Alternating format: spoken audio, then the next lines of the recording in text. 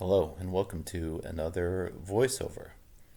This time we are here with my stepdaughter's 2013 Toyota Corolla SE.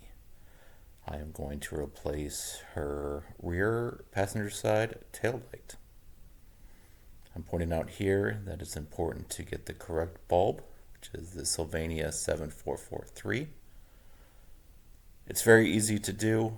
All I have are a pair of needle nose pliers and some Desire. There are a few clips holding in this trunk carpeting that are very easy to take out.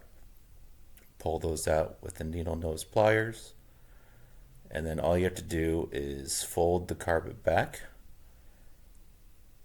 push it away from the light connections. There are two light connections in this housing. There's the turn signal light and the rear taillight bulb. There it is. From there, you just have to get a firm grasp on it and yank it out.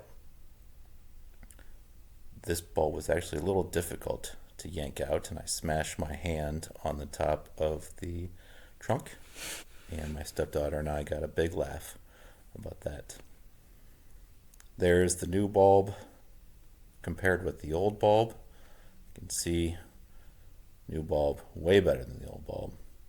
All you have to do is pop it back into the socket, put the socket back into the light housing,